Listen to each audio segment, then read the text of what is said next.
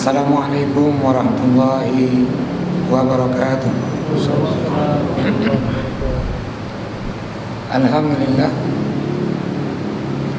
nahmaduhu wa nasta'inuhu wa nastaghfiruh wa na'udzu billahi min shururi anfusina wa min sayyiati a'malina. Wa may yahdihillahu fala mudilla lahu wa may yudlil fala hadiya lahu. Asyhadu an la ilaha illallah wa asyhadu anna Muhammadan abduhu wa rasuluh. Allahumma shalli ala Muhammad wa ala alihi wa sahbihi wa man tabi'ahu bi ihsan ila yaumiddin. Amma ba'd.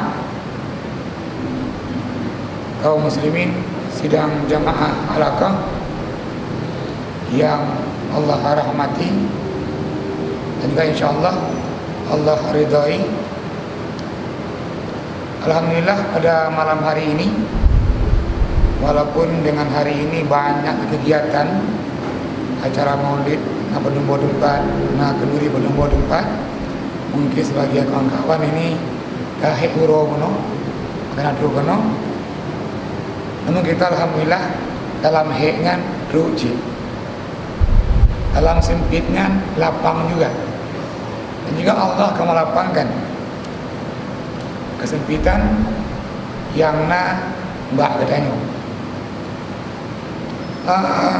Pada pertemuan sebelumnya dalam kaji ini hal-hal yang membatalkan wudu dan juga syarat sah berwudu. Mungkin juga udah sambung ke selanjutnya, tentuan ulangi. Ini syarat sah berwudu. Yang pertama, berwudu dengan air mutlak, artinya tahirun wa mutahirun li ghairihi, suci dan mensucikan. Yang kedua, ketika berwudu usahakan tidak ada penghalang, baik itu pakaian dan seterusnya. Yang ketiga, memastikan bahwa air semua mengalir ke semua anggota wudu, arti bahwa anggota wudunya kena dengan air. Kalau wajah berarti dari mulai ujung ini sampai ke dagunya, samping menduanya, hansi dengan mukanya mentor, dua bini, menjaro dua nyo minimal, pada perutnya, siku dan seterusnya. Terus yang keempat, bagi urino dia berwudu bukan dalam kondisi haid ataupun nifas. Yang paling pokok kelima adalah mengetahui cara berwudu, ma'rifatu kaifiyatil wudu, itu syarat. Selanjutnya, menghilangkan najis, al-khabas wan najasa. Kalau begitu di awal tadi ada istinja, delapannya ini ada istibra, memastikan bahwa semuanya itu bersih. Selanjutnya, hendaklah mencuci bagian yang dicuci itu sampai kepada batas yang telah ditetapkan. Tidak berguna. Dan yang ke-10 ini mendahului dengan istinja. Nanti insyaallah di ujung kita akan praktekkan cara berwudu Rasulullah atau sifatul wudu Rasulullah. Saya kaji nanti semuanya kemarin sampai ke hal membatalkan wudu. Di ujung nanti kita kunci cara berwudu ala Rasulullah. Ini syarat yang kita ini ketika berwudu perlu perhatikan. Kenapa? Karena sah menurut fikih, sempurna dia syaratnya, juga rukunnya. Pada pertemuan sebelumnya kita bahas juga hal-hal ini yang membatalkan wudu. Yang pertama, khuruju syai'i minas sabilaini, keluarnya sesuatu dari dua lubang. Apa itu? Ya, al-qubul wa dubur, kemaluannya juga yang lubang satu lagi. Apakah termasuk kentut? Iya. Bahkan ketika Rasulullah menjelaskan la salata hana sembahyang liman ahdasa, bagi orang berhadas, hatta yatawadda, dia berhadas sampai dia berwudu. Seorang pemuda dari Hadramaut bertanya, ma huwal hadas ya Abu Hurairah, wahai Abu Hurairah, apa itu hadas? Rasul menjawab, al-pusa'u warri, itu kentut. Kalau itu kentut termasuk juga sesuatu yang keluar dari dua lubang itu. Ini disepakati semua mazhab. Yang kedua, zawalu aklin, hilangnya akal. Artinya urung normal, pingsan mungkin atau pungo. Nah, ketika dia pulih kembali ini juga berwudu. Artinya dia pungo tadi, aturan akal batalkan wudu. Yang ketiga, yang termasuk batalkan wudu juga adalah ini mashu adami, menyentuh kemaluan dengan telapak tangannya, atau bahasa kitab ini batnul kaf. Karena jujur hal batnul kan perut, kafun ini, maka maksudnya batnul kaf ini. Apakah ini ia dalam mazhab Syafi'i termasuk ini juga? Dalam mazhab Hambali masuk ini juga. Betul begitu? Ini dan ini. Walaupun nanti dalam mazhab Hanafi itu tidak membatalkan. Imam Hanafi berangkat dengan dalil. Ada orang masa zakarahu, dia sentuh kemaluannya. Ya Rasulullah, hal alayya al-wudu? Rasul menjawab, kemaluan itu bagian dari anggota tubuh kamu. Fa innahu bid'un min a'dha'i jismika, kata Rasulullah. Namun hadis ini itu sudah mansuh. Yang hadis itu lagi, apa bunyi hadisnya? Man massa zakarahu wa yusalliya hatta yatawadda. Yang menyentuh kemaluannya hendak jangan sholat sampai dia berwudu. Ini hadis yang belakangan yang menasih hadis awalnya. Maka dalam tiga mazhab, mazhab Maliki, Hambali, dan Asy-Syafi'i, menyentuh itu termasuk dia membatalkan wudu. Dan bahkan dalam mazhab Hambali tambah lagi, menyentuh pantatnya atau lubang pantatnya. Dalam mazhab Hambali, artinya tadi bahwa menyentuh yang kemaluan dan lubang dubur tadi dengan telapak tangannya itu termasuk membatalkan wudu. Dan yang selanjutnya yang juga membatalkan wudu adalah setelah hilangnya akal, menyentuh kemaluan tadi. Yang sering kita bahas kemarin itu adalah ini menyentuhnya laki-laki dan perempuan. Di pertemuan awal dijelaskan ini bagaimana para imam mazhab berpendapat kalau bunyi ayatnya dia lamastumun nisaa, menyentuh perempuan, artinya kulit luar ini dalam bahasa tidak basyarah. Jadi dalam mazhab Syafi'i itu juga basyarah juga, yang enggak termasuk rambut, kuku, dan gigi. Artinya kalau gigi sentuh itu boleh, rambutnya sentuh itu boleh. Tiba ada juga ego sentuh mungkin ya. Jadi ini yang dimaksud dengan kulit tadi enggak mesti yang tiga ini. Namun dalam mazhab Hanafi ini jelas dia ambil bahwa menyentuhnya bukan menyentuh biasa, namun sentuhan luar biasa. Atau dalam makna kita ini al-jima, berhubungan suami istri ini. Kenapa demikian aku mengambil? Diambil dari pendapat Ibnu Abbas menjelaskan ayat itu. Ketika kata lamastum berhubungan dengan nisa, dengan perempuan, maka maknanya ini sentuhan bukan sentuhan biasa, namun sentuhan luar biasa. Ini mazhab Hanafi. Namun dalam dua mazhab Maliki dan Hambali itu menambahkan pendapat Imam Hanafi, apa dia nggak hanya hubungan suami istri, namun juga sentuhan yang mengandung syahwat.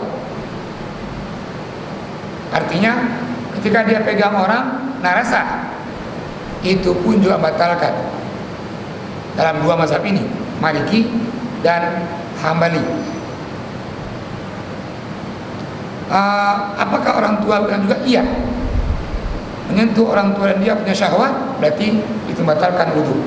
Kalau dalam mazhab Maliki dan Hambali tadi, di samping makna sampaikan oleh Imam Hanafi dia jima, termasuk juga menyentuh lawan jenisnya tadi dengan syahwat. Namun dalam mazhab Syafi'i ini maknanya kembali ke makna dasar sentuhan. Mau dengan syahwat, mau enggak batal. Yang menyentuh batal, yang sentuh batal. Hingga mazhab Syafi'i. Kenapa Imam Syafi'i lebih ketat? Tadi dia ikhtiyatan, untuk menjaga ini. Untuk menjaga artinya orang berwudu ini enggak batal wudunya, termasuk bersentuhan dengan inondro, karena dia yang boleh kita nikahi. Kalau dipahami dia mahram, tidak mahram yang tidak bisa kita nikahi. Maka dalam makna ini menyentuh laki-laki perempuan dari kulitnya itu yang bukan mahram. Kalau gitu inondro masuk. Ini pandangan Imam Asy-Syafi'i. Kalau Wahbah Zuhaili ini pengarang kita empat mazhab ini, dia lebih cenderung mengambil pendapat Imam Malik dan Imam Ahmad bin Hanbal. Apa tadi? Yang pertama, yang membatalkan wudu adalah hubungan suami istri dan sentuhan yang mengandung syahwat. Namun kita boleh ambil itu, namun mungkin mengambil punya Syafi'i lebih bagus juga. Untuk apa ini menjaga tadi wudu kita ini saat kita berwudu ya memang lagi nondro oleh kahana hakan lagi orang gitu oleh terus maya jadi ini ihtiyatan dalam makna kita Syafi'i begitu. Ini yang membatalkan wudu. Namun setelah itu nanti ada juga dia yang tidak disepakati. Nggak sepakati. Ada yang bilang nanti misalnya orang makan daging, apakah batal wudunya? Atau makan makanan yang dia dimasak oleh api, apakah batal wudunya? Dan seterusnya. Namun juga sambung kenan. Mungkin yang mau bertanya silakan. Kita masih ulang yang kemarin syarat sah wudu dan hal-hal yang membatalkan wudu. Yang mau bertanya silakan. Nah, Pak. Ustaz. Jadi dia wudu mahura juga. Iya. Bagaimana kita hukumnya berwudu nampak aurat? Ketika orang habis mandi, misalnya ini, habis mandi dan belum pakaian baju, mungkin dia hanya pakai pakaian pokok-pokok saja, dia ambil wudu. Apakah sah wudunya? Sah. Namun ini adabnya yang kurang. Artinya kurang adabnya. Maka para fuqaha mengatakan ini maksudnya ke makruh. Contoh lain misalnya nih, menghubung ini juga, ketika orang sholat hanya pakai singlet, pakai baju dalaman dong, sah bohan. Syarat sah, syarat menutup aurat. Dengan singlet, itu aurat. Namun apa yang kurang ini? Adabnya yang kurang. Adabnya yang sah, adabnya kurang. Mumpuk pak kecil, agak-agak pakaian. Mangga be. Mumpuk Allah, mau jika kau dalaman dong. Nah ini kan kurang adabnya. Sama hal juga ini, apakah sah orang berwudu yang nampak auratnya? Sah secara hukum wudunya, namun yang kurang adalah ini adabnya, adab berwudunya. Silakan yang lainnya mau bertanya. Ini tempat umum tuh. Tempat umumnya mungkin ini orang pada luar. Yang lihat aja makhluk. Oh, ya. Bagaimana dia menampakkan aurat depan umum berarti pertanyaannya? Menurut kita ngomong orang nanya orang lain, nah kan tiga penemuan tadi. Ini dia perlebar sedikit bagaimana kita ini berwudu dan nampak aurat dan itu di depan umum. Maka di antara dosa-dosa tidak menampakkan auratnya orang itu dosa. Sama halnya ketika orang perempuan nggak pakai jilbab, kenapa juga aurat? Atau seorang perempuan tadi dia pakai baju pendek tangannya, nampak juga auratnya. Maka ketika menampakkan aurat di depan umum ini termasuk dosa. Tapi kalau tadi kamar mandi berwudu sendiri, berwudu di kamar mandi, atau kalau maka itu punya dia kemakruh. Namun wudunya tetap sah. Yang dosanya pelemah aurat, kan berbeda lain hal. Ya wudu tetap sah wudunya. Yang salah adalah bak pelemah aurat. Dia dosanya. Jadi lagi Pak Jazuri. Yang lain silakan yang mau bertanya. Ya, kalau tidak kita ini masuk ke hal yang dia ada mengatakan itu batal wudunya, ada yang mengatakan bahwa itu tidak batal. Yang pertama, ini ketika orang berwudu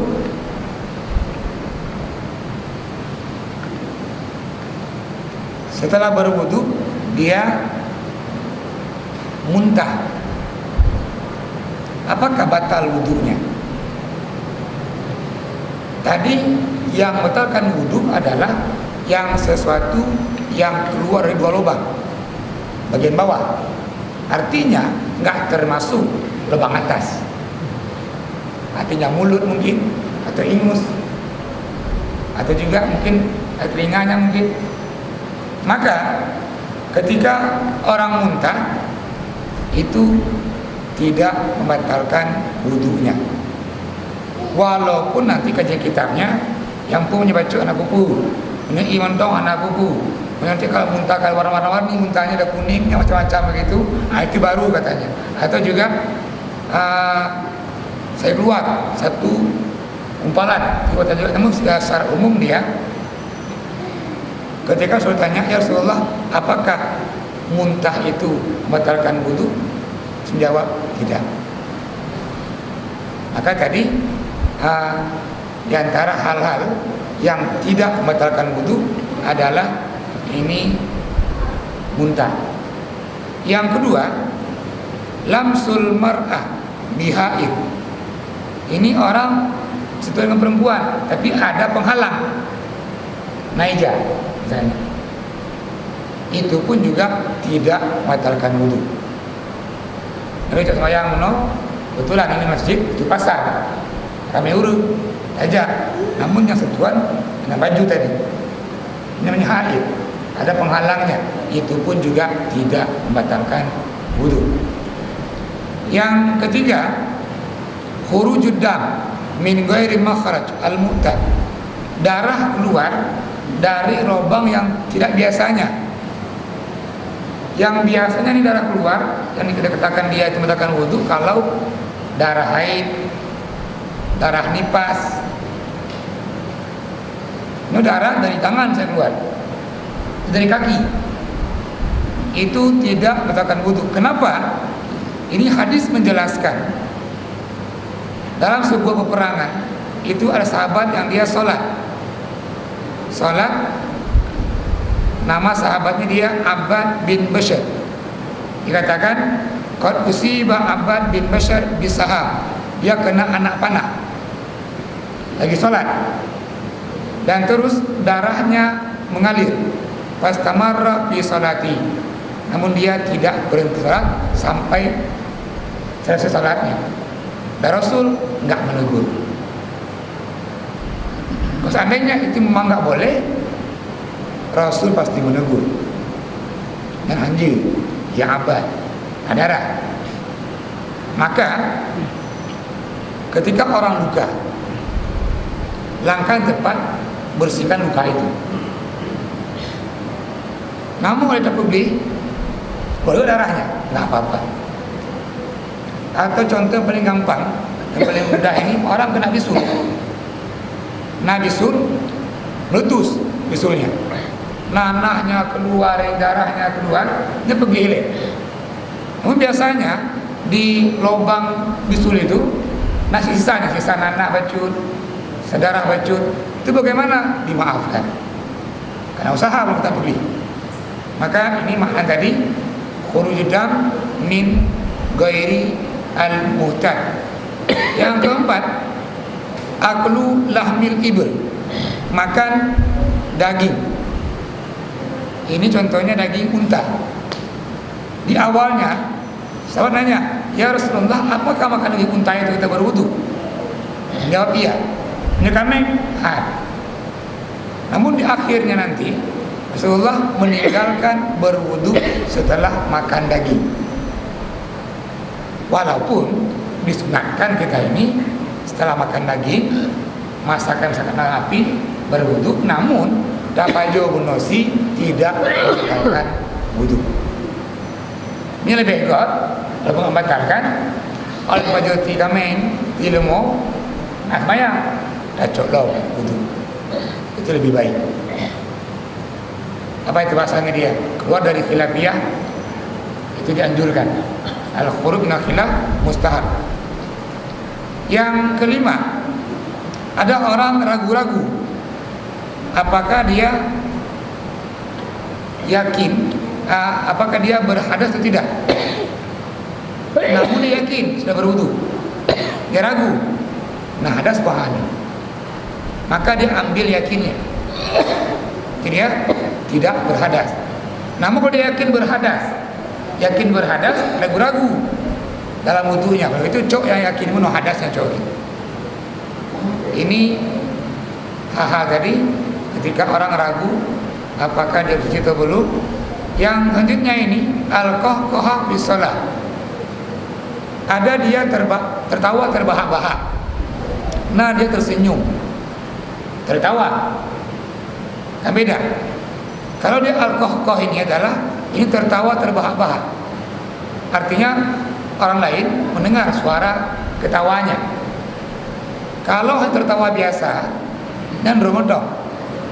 Tapi kalau senyum, yang nampak di giginya, nampak suara. Namun tadi juga bahwa ketika orang sholat tertawa dia besar-besar, yang batal sholatnya, wudunya tidak batal. Kira raya uno, nanya boleh ulang bayang. Namun nggak mesti mengulang wudunya. Tertawa yang besar itu membatalkan sholat, bukan membatalkan wudu. Ini diantara hal-hal yang timbul yang pegah itu membatalkan wudu, yang pegah hana. Namun yang kita sampaikan barusan bahwa itu tidak membatalkan wudu. Namun lagi pegah buno, yang tak kubur buno, tak coy semayangnya lebih kuat. Apa tujuannya? Keluar dari khilafiyah, itu mustahab. Tapi kan misalnya koh ketawa besar-besar dalam mazhab Hanafi batal wudunya. Ini lagi enggak. Nah, contohnya kan maka tadi yang tepat ini al-khuruj min al-khilaf, keluar dari khilafiyah ini kita berwudu lagi. Itu lebih kuat. Silakan yang mau bertanya di hal ini. Kalau tidak, sambil pertanyaan. Di awal pertemuan tentang wudu ini kita sudah bahas kapan kita wajib berwudu. Yang pertama sholat, yang kedua tawaf, yang ketiga menyentuh Al-Quran. Dan timnya orang itu bukan hukum perempuan yang haid menyentuh Al-Quran dan bacanya. Namun 3 poin ini wajib kita ini berwudu. Nah sekarang kapan kita disunahkan dan dianjurkan untuk berwudu. Monyo sembahyang, tawaf, mak Quran, ini jelas, ini wajib. Ini kita berwudu sunnah, dianjurkan.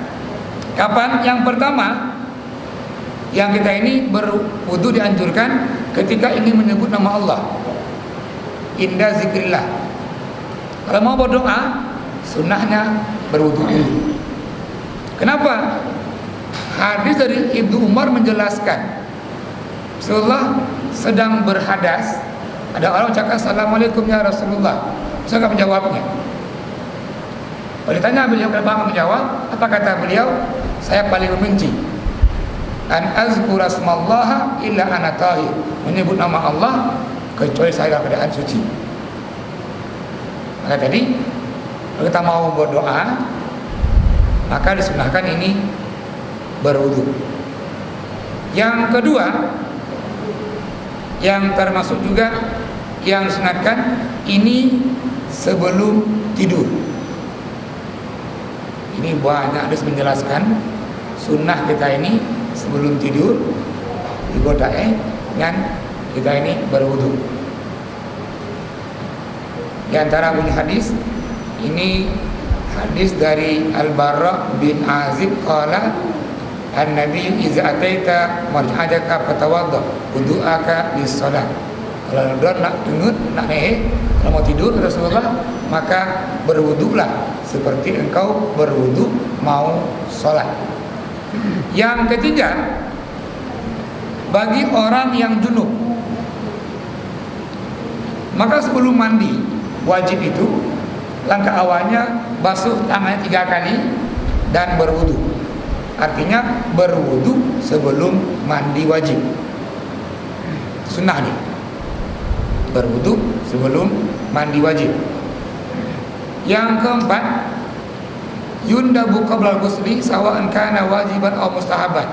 Biasakan sebelum mandi itu berwudu. Mandi apa saja, mau yang wajib, mau yang sunnah. Juga mana wudu ini. Nah ini dianjurkan. Kenapa? Ada hadis dari Aisyah menjelaskan bahwa Rasul sebelum mandi wajib berwudu. Juga terkadang di mandi biasa tidak berwudu.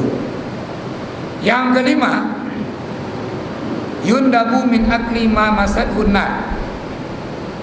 Dianjurkan sunnah juga ini kita berwudu setelah makan makanan yang dimasak dengan api. Karena begal no katakan wudu. Namun jumhur mengatakan bahwa yang memakan makanan dari masakan dari api tadi tidak membatalkan wudu. Namun lebih pokok menurut sunnahnya tapajobu. Oleh pajobu asmaya contohnya jadi. Luar bayang bunuh. Atau bunuh ke semaya, jambak gede, jadi kopi, pajobu kue kopi bunuh ke masakan api. Cok dalam ismayang dalam. Kalau itu lagi itu lebih sunnah. Jadi dalam kitab ini yundabu min akli ma masad unnar. Dianjurkan dan sunnahkan ini berwudu setelah makan makanan yang dia dimasak dengan api. Selanjutnya termasuk juga ini tajdidu wudu'i li kulli shalah. Nyo maghrib buno kerja semaya. Dandang presya emang karena batal wudunya. Namun disunnahkan setiap sembahyang ini perbaharui wudunya. Karena masa kitabnya dia tajdid. Kalau jadid baru, tajdid maknanya dia memperbaharui. Walaupun gak batal benar. Sunnah dia setiap sembahyang itu kita perbaharui wudunya. Kenapa demikian?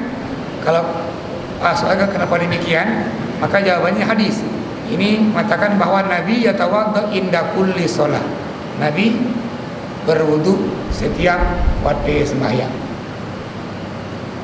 Maka disunahkan jika ini setiap mau sholat itu mengambil air sembahyang.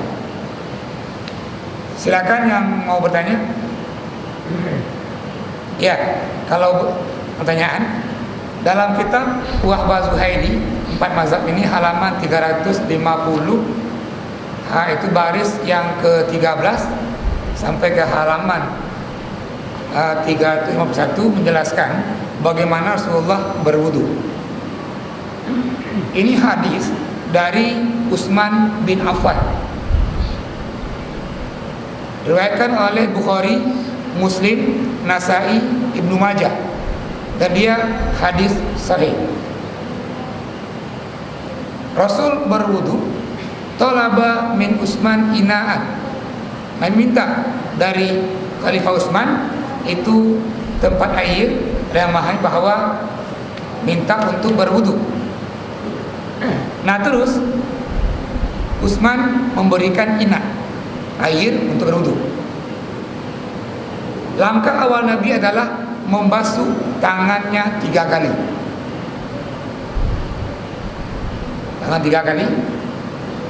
Terus berkumur-kumur.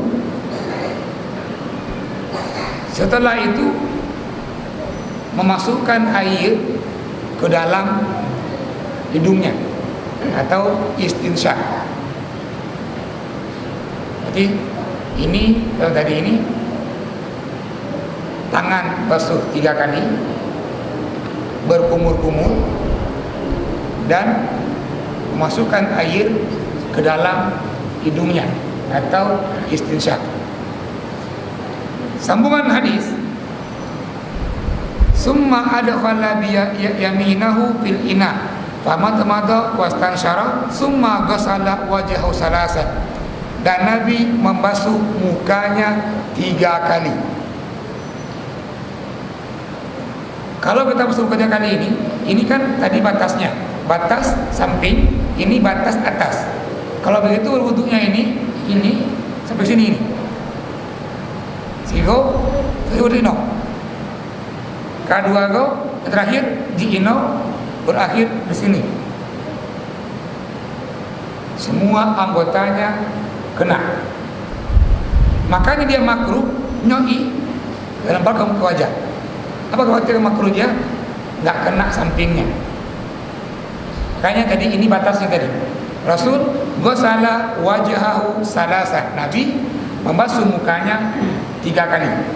Sambungan hadis, wa yadaihi ilal mirfaqaini thalatha marrat. Nabi membasuh tangannya juga 3 kali sampai ke sikunya. Walaupun yang sunnah itu melebihkan, itu sunnahnya. Batas ini masih di siku.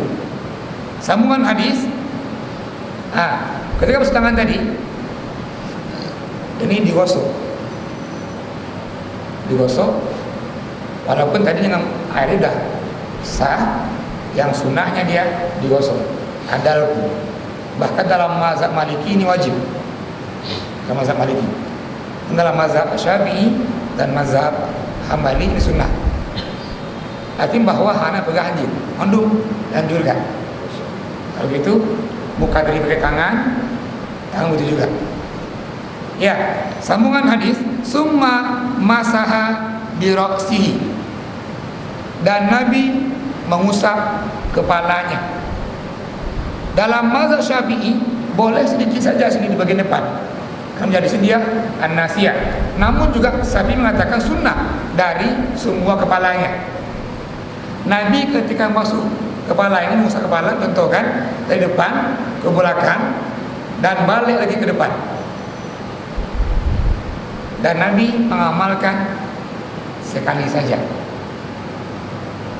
Namun pendapat fuqaha juga boleh lego. Yang sunnah tadi sekali dan balik ke depan. Ada 2 hadis setelah itu menjelaskan. Summa menjelaskan tadi summa ghasala masaha ya rasahu ini itu dengan telinganya. Artinya ini balik dengan air yang sama, ini telinganya. Masuk ke sini telunjuknya dan jempolnya ini mengusap punggung telinganya bagian luar. Namun Abu Hadid menyatakan lagi bahwa Nabi mengambil air yang baru untuk membasuh telinga ini. Sambungan hadis, Summa ghasala rijlaihi salasa maratin. Juga Nabi mencuci atau membasuh kakinya sampai ke mata kaki itu 3 kali. Summa qala, dan Nabi lantas bersabda lagi, man tawaddu'a nahwa wudu'i hadza, barang siapa yang berwudu seperti wudu saya ini, sambungan hadis, summa shalla rak'ataini, setelah wudu, mau wudu 2 rakaat, di ujung hadis, ghufirallahu ma taqaddama min dzanbi, maka Allah akan ampuni dosa-dosa dia yang berlalu. Jadi ghufirallahu ma taqaddama min dzanbi. Nah, ini tadi yang wudu sunnah sifat wudu Nabi. Terus kenapa para ulama itu berikhtilaf dalam mengambil niat? Tempat niatnya ada yang mengatakan tadi ketika basuh tangannya, nah yang pula ketika rah muka. Nabi nggak mencontohkan kapan ambil niatnya. Seorang Arabi minta diajarkan cara berwudu, Nabi pun juga nggak mengajarkan cara berniatnya. Makanya para imam mazhab itu nggak sama menetapkan kapan orang itu berniat. Namun semua sepakat dengan hadis innamal a'malu binniyat. Ibadah itu mesti dengan niat. Wa likulli imri'in ma nawa. Maka dalam mazhab Hanafi, saya ulangi, dalam mazhab Hanafi ambil niatnya ketika mau istibra atau istinja, kamu buang air. Tujuan mazhab Hanafi adalah semua ibadah wudu itu dari membuang air kecil sampai selesai menjadi sebuah ibadah. Dalam mazhab Maliki itu ketika membasuh tangan, bismillahirrahmanirrahim, pasang niat. Ini mazhab Maliki. Rahjaro Buno sunnah dia mengucapkan bismillahirrahmanirrahim dan situ pasang niat dalam mazhab Maliki. Dalam mazhab Syafi'i dan Hambali, kapan ambil niat? Ketika hendak membasuh muka. Itu dalam mazhab Syafi'i dan Hambali. Namun yang jelas bahwa kita ini mesti berniat. Itu mesti berniat. Nah, ini sabo. Yang kedua, di antara sunnah sebelum kita ini berwudu tadi, dalam mazhab Syafi'i dianjurkan istinja dulu. Walaupun kita ini nggak kencing, adoi, namun godnya rahile, baru kita berwudu. Kenapa? Mungkin dengan wajah dan dubit, ada kurangnya. Kita pastikan tadi bahwa kita ini bersih, rahile, baru berwudu. Terus setelah wudu tadi, ini sunnahnya juga membaca doa. Doanya sambil menghadap kiblat. Apa doanya? Tasyahud. Asyhadu an la ilaha illallah wa asyhadu anna Muhammadar Rasulullah. Allahumma ij'alni minat tawwabin waj'alni minat tathirin. Atau pakai itu juga hadis terus. Tutup dengan kafarah majelis. Itu hadis. Karena yang pertama hadis jelaskan Rasulullah menutup wudu dengan tasyahud. Hadis yang kedua jelaskan Rasulullah menutup dengan Allahumma ja'alni natawabina sampai selesai. Yang ketiga dengan doa kafarah majelis. Subhanakallahumma bihamdik asyhadu an la ilaha illa anta astaghfiruka wa atubu ilaik. Jika mau lengkap doanya, kita gabung semua di sini. Mulai tasyahud, asyhadu an la ilaha illallah wa asyhadu anna Muhammadar Rasulullah. Allahumma ja'alni minat tawwabin wa ja'alni minat tathirin. Sambung dengan doa kafarah tadi yang kita baca setiap kita ini ikut majelis zikir atau majelis ilmu. Nah, setelah berwudu maka disunnahkan dia sholat tadi bunyi hadisnya 2 rakaat. Siapa yang berwudu seperti untuk Nabi, summa shalla raka'ataini, dan sembahyang 2 rakaat. Maka di ujung hadis kata Rasulullah, ghufira lahu ma taqaddama min zanbi, itu Allah ampuni dosa-dosa yang kali berlalu. Apakah semua dosa? Kecuali dosa yang besar. Contoh, belakang kelinci, berzina, dan seterusnya kan dosa besar. Yang itu dia akan diampuni melalui taubat. Namun salah pada bergahabat, itu Allah ampuni. Mungkin nafsu kabur juga basyun, itu Allah ampuni. Ini ghufirallahu ma taqaddama min dzanbi. Silakan yang mau bertanya. Berarti malamnya selesai ini Pak Wudu.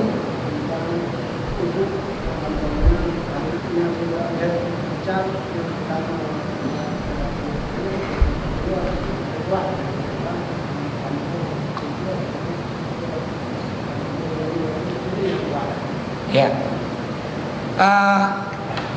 dari sekian pendapat, betul semua sunnah.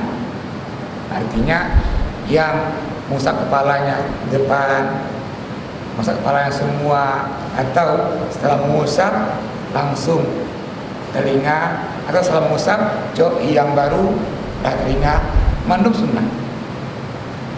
Namun tanya ini mana lebih kuat? Yang toh yang lebih kuat. Yang biasa, kenapa fiqh sunnah dinamakan dengan fiqh sunnah? Lebih merupakan sunnahnya. Said Sabit dalam fiqh sunnah itu menyampaikan yang lebih kuat adalah orang mengusap kepalanya semuanya. Dekat depan. Kenapa demikian? Walaupun dalam mazhab Asy-Syafi'i membolehkan sebagian, namun Asy-Syafi'i menegaskan juga sunnah semuanya. Dan sunnah yang kedua, Abu Haji, membasuh telinganya dengan sisa air yang ada di kepalanya. Karena Rasulullah mengamalkan demikian. Nyusap kepala, balik langsung telinganya tanpa mengambil air yang baru. Walaupun juga ada hadis menjelaskan dengan air yang baru, namun soal kain yang langsung ketimbang yang yang baru. Berarti kalau dia lebih sunnah, dia lebih sunnah. Dan termaktub dalam kitab fiqh sunnah. Dalam kitab fiqh sunnah.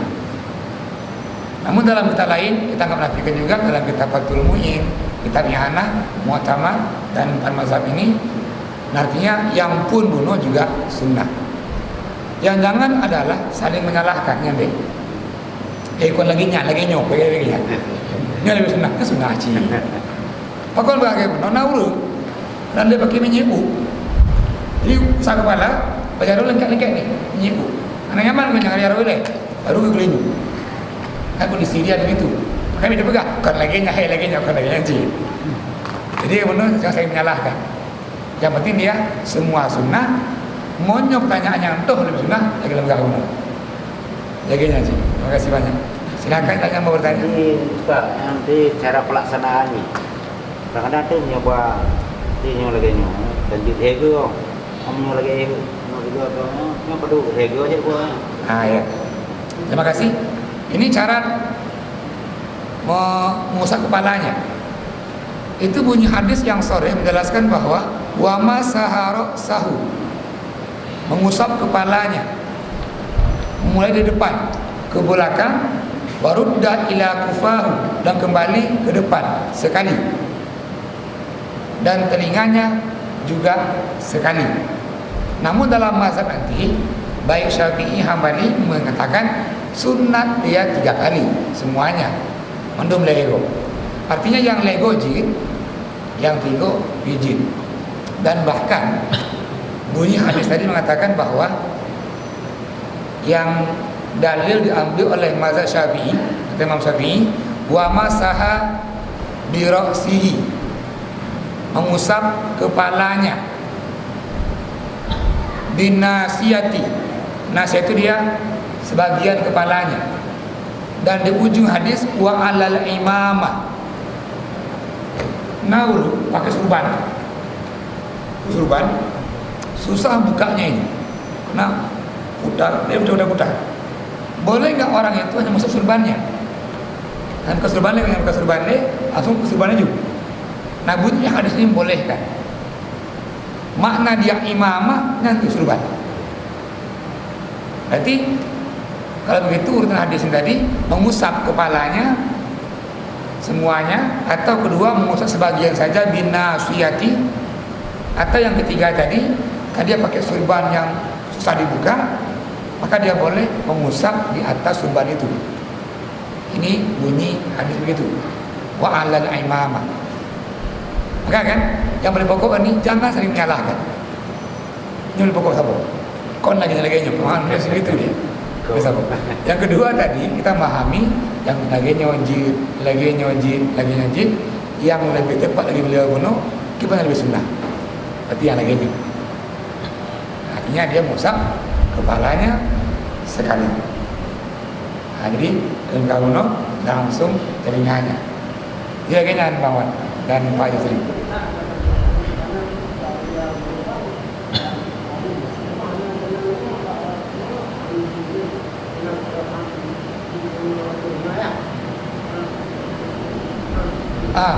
Ya, ketika orang mengusap sebagian, apakah itu sesuai dengan ayat? Bunyi ayat adalah wamsahu biru'usikum. Malah di depan tulis mau. Karena tulisan salah memahami ayat itu bunyi ayatnya wamsahu. Nah, ini dia wamsahu biru'usikum. Yang kejut masalah adalah mawad huruf ba ini biru'usikum. Nah, ba ini yang pertama mahamnya kira ba tabain. Apa itu tabain? Tabain ia ba'dun maknanya sebagian. Ini makna huruf ba ini. Makanya boleh sebagian. Ditambah lagi bunyi hadisnya tadi, Rasul masaha binasiyati, mengusap sebagian kepalanya. Makanya pendapat termasuk pendapat Imam Syafi'i mengatakan bahwa boleh sebagiannya saja. Namun juga makna ba nanti adalah ba ini kulli. Apa kulli ini? Seluruhnya. Kalau memahami seperti mazhab Hambali memahami bahwa mengusap kepala semuanya depan ke belakang. Nah, kenapa pada pendapat nggak sama pendapatnya pengaruh ini huruf ba ini? Karena ba ini. Seandainya wamsahu ru'usakum tanpa ba, maka maknanya ini. Dibuang ba ini wamsahu ru'usakum. Nah gitu kan, maka ini maknanya. Namun bunyi ayat kayak gitu, wamsahu bi ru'usikum. Ini kan contoh Allah ini maha adil. Baru ya Allah. Tambah lagi. Contoh dalam ayat lagi mawali wajhaka syatral masjidil haram. Ada syatral nih. Syatral masjidil haram. Masjidil Haram ayat. Apa dia makna syatra? Kalau orang tinggal di Mekah, mana ada Ka'bah lagi nih, tinggal dia ada Ka'bah, taman. Di antara syarat salat adalah menghadap kiblat. Yang tinggal di Mekah aman dah, langsung Ka'bahnya, Ka'bah. Nah kita ini yang tinggal di Indonesia ini, ya cek kok jauh lagi ini. Ada Ka'bah, tiba di Ka'bahnya. Ini Ka'bah misalnya. Nah udah bilang ini, bilang gue. Ka'bah yuk. Apakah lagi sebanyak ini? Tungging lagi yang berdua Ka'bah enggak juga. Artinya yang atasnya ini sudah dapat juga dengan arah Ka'bah. Maka makna nanti ini yang pertama dia jihad. Apa jihad? Arah. Ke arah kaji.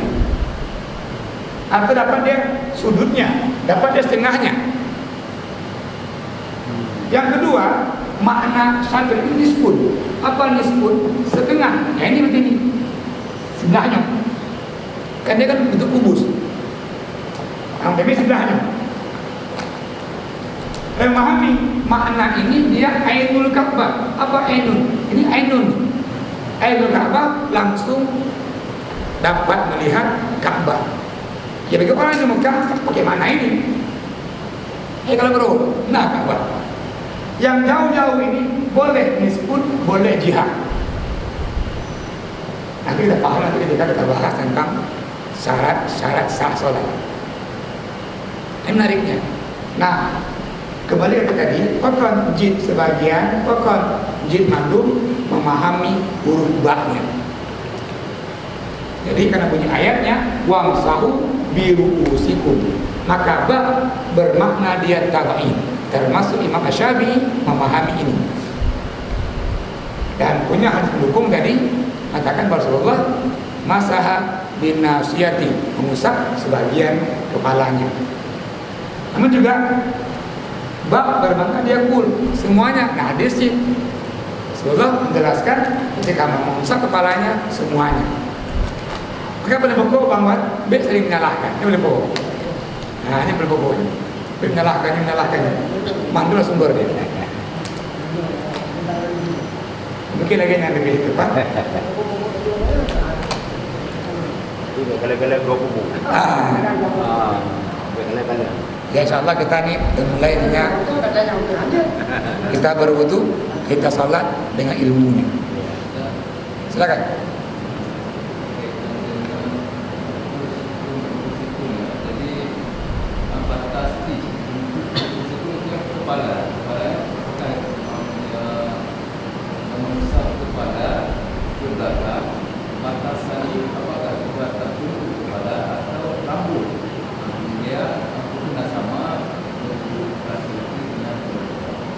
Ya, terima kasih.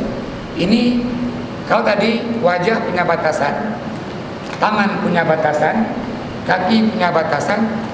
Tepat sekali ini. Apakah kepala? Kepala itu dia punya juga batasan. Artinya yang dianggap dia roksun. Dipahami bahwa di ru'usikum roksun itu rambut, dan juga ada yang memahami bahwa kulit kepala. Ketika dipahami dia di ru'usikum tadi sebagian rambut, maka dalam pendapat Imam Syafi'i 3 lembar mewakili, leun mewakili. Terus kalau semuanya berarti ubin aku yang timbul. Yang lagi nih kibau nuri botak anak uji. Kita nak pakai usap kepala, dia usap kepala juga. Walaupun botak kepalanya, namun nggak tumbuh itu dia akar rambut. Kita usap juga kepalanya. Berarti kalau begitu apa batasannya?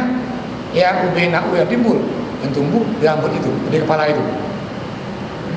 Namun tadi Bang Muslim, 3 lembar rambut yang terusak sudah mewakili makna wamsahu. Mewakili dia. Artinya sudah sah wudunya. Namun dia usah semuanya, kita pegang dengan lebih sunnah. Kalaupun yang saya katakan ini tadi yang sebagian sah, namun beliau mengatakan sunnah kalau semuanya. Mungkin begini, kenapa dapat lagi ada orang susah nih mengusap semuanya. Maka contoh rendah lagi bergabung. Seandainya bunyi ayat tadi wamsahu bikulli sya'rin, maka usap semuanya. Rendah yang punya muwi, ya kan? Butuh waktu dia untuk basuh rambutnya aja ini, usap rambutnya. Nah sampai kaki enggak reno. Buka ada jilbab ya, mau ile mandu, agak mana? Ini dia makna tadi bahwa Allah itu Maha Adil, mana Maha Bijak. Nah, apakah perempuan sama lelaki? Iya. Perempuan boleh diangkat jilbabnya, dia taruh air sedikit, itu boleh, sudah mewakili. Enggak mesti dia masuk semuanya sampai pada kaki mau ya kan? Dan pisang wajib juga teh artinya.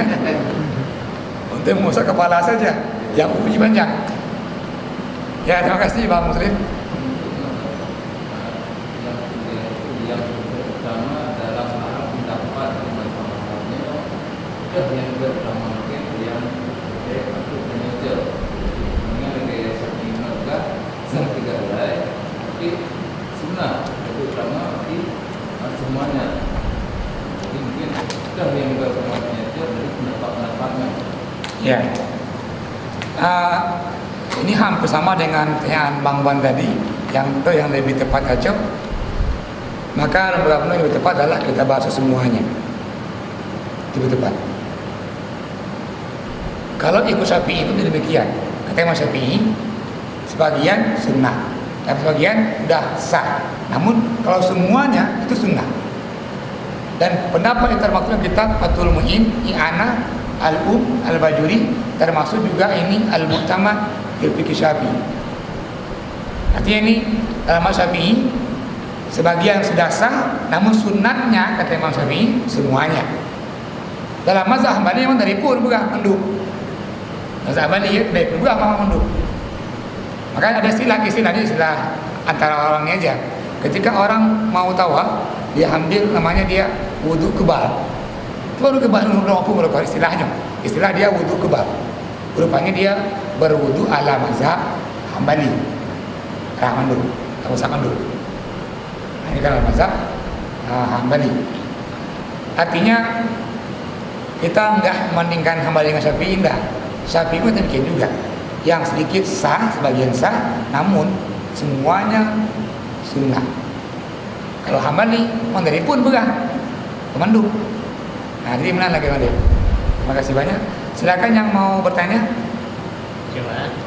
Silakan Pak Kecil. Dengan berwudu akan berguguran dosa-dosanya. Yang kita tanya dosa yang akibat, dosa yang sengaja, ada dosa yang tidak sengaja. Ya. Ini sama ketika ada bunyi hadis man shoma ramadhana imanan wa ihtisaban. Di ujung hadis juga ghufira lahu ma taqaddama min dzanbi. Yang berpuasa dan malamnya mendirikan tarawih, maka di ujung hadis tadi Allah katakan Allah akan ampuni dosa-dosanya. Di hadis juga tadi halaman 250 punya Fiqh Al-Wahbah Zuhaili ini mengambil hadis dari Utsman bin Affan. Di ujung hadis itu berwudu, barang siapa yang berwudu seperti wudunya Nabi dan salat 2 rakaat sunnah wudu, maka Allah ampuni dosa-dosanya yang berlalu. Pertanyaannya adalah dosa yang kibar yang Allah ampuni. Nanti dosa dibagi di dosa besar, dosa kecil. Maka kalau dosa yang besar ini nggak akan diampuni kecuali tobat. Maka dosa ini nggak gugur dengan berpuasa, berwudu. Kapan digugurnya? Ketika dia bertobat. Terus dosa yang mana juga yang digugurkan? Dosa yang kecil-kecil, baik dia sengaja maupun nggak sengaja. Ini dosa yang digugurkan melalui berwudu tadi. Maknanya bahwa semakin sering orang ini berwudu ala Rasulullah, sedikit-sedikit dosa yang yang kita buat ini Allah ampuni perlahan. Namun dosa syirik itu termasuk besar. Kalau lebih lagi ini apa saja dia dosa yang besar? Bunyi hadis ijtanibu nisab'a mubiqat. Jauhilah 7 dosa besar. Ijtanibu sab'a mubiqat. Yang pertama asyirku, syirik. Sembah pohon, sembah kuburan, dan syirik. Yang kedua, zina. Maka zina ini hanjir tarah non ipi, baik tarah membati. Ya, dirajam ya. Maka membersihkan orang yang berzina itu nggak cukup dengan air, mesti taruh membati, dirajam. Itu membersihkannya. Yang ketiga, termasuk dosa yang besar juga adalah aklu riba, makan riba. Mungkin kita sampai nanti ke fikih muamalah, kita akan kaji bagaimana hukumnya ini bunga bank dan seterusnya, kredit bank, kredit motor seterusnya ini, apakah masuk riba, menyonyoh, termasuk ini kita ini pemakan riba. Dan yang ketiga, termasuk dosa yang besar juga adalah ini akilur riba, makan riba. Yang keempat, makan harta anak yatim, aklu malil yatama, itu pun juga termasuk dosa besar. Ini anak yatim dia punya harta, dia berikan kita amanah untuk mengolah harta itu, namun kita habiskan untuk kita, kalau untuk dia, maka ini juga orang termasuk memiliki juga minal kabair, dosa besar.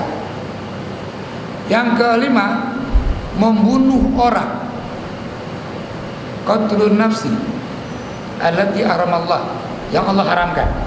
Lain ketika orang bersalah memang hukumnya mati, itu lain. Tapi ini orang nggak berdosa kita bunuh. Nah, membunuh atau menghilangkan nyawa orang ini termasuk dia minal kabair, dosa besar. Terus selanjutnya juga ini yang termasuk dosa besar adalah menuduh perempuan yang baik-baik berbuat zina. Nurenggot apakah Abu Zina namanya, dahekot. Jadi ini diantara dosa besar. Kalau begitu dosa-dosanya nggak terampun kalau begitu ini. Artinya pelakunya mesti bertobat. Yang zina tadi mesti dirajam. Kan tidak kajian jinayat, hukum jinayat. Yang cuma koyor, mana? Ini ini kan udah kembali ini ke fikih jinayat. Namun secara dosa-dosa bahwa lagi nyanyian maksudnya dosa-dosa besar yang Allah nggak ampuni kecuali dengan bertobat. Apakah orang-orang ini setelah bertobat Allah ampuni? Allah Maha Pengampun. Allah Maha Pengampun. Wal Ghafur. Artinya kita hari ini yang berdosa ini jangan putus asa bahwa Allah enggak ampun dosa kita. Maka bunyi ayat wala tayasu mirauhillah, jangan pernah putus asa. Yang pernah berbuat salah minta ampun, dan Allah Maha Pengampun. Ada kisah ini. Ini artinya habis. Kisah mengenai kisah lain. Antara kisah ini orang-orang yang berbuat salah, yang kami kogok sekian banyak, nah gitu kan. Namun Allah ampuni dosa-dosanya. Maka yang paling pokok bahwa kita jangan putus asa. Kita akui juga bahwa semua kita ini berdosa, namun jangan pernah putus asa untuk bertobat dan minta ampun. Allah Maha Pengampun. Ya, semoga malam hari ini memberikan pencerahan yang dapat kita amalkan. Jangan lupa bahwa ketika orang menuntut ilmu itu Allah mudahkan surganya. Apakah bagi semuanya? Jawabannya iya bagi mereka-mereka yang mau mengamalkannya.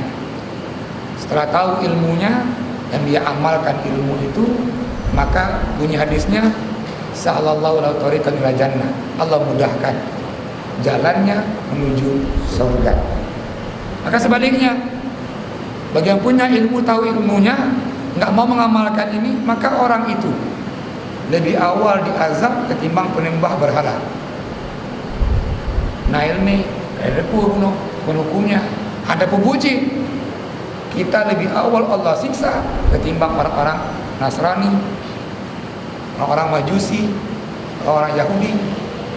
Ini konsekuensi tadi ilmu yang kita pelajari, kita amalkan, Allah mudahkan urusan kita dunia dan juga akhirat. Mari tutup dengan kafarah majelis. Astaghfiruka wa atubu ilaik. Mohon maaf. Assalamualaikum warahmatullahi wabarakatuh.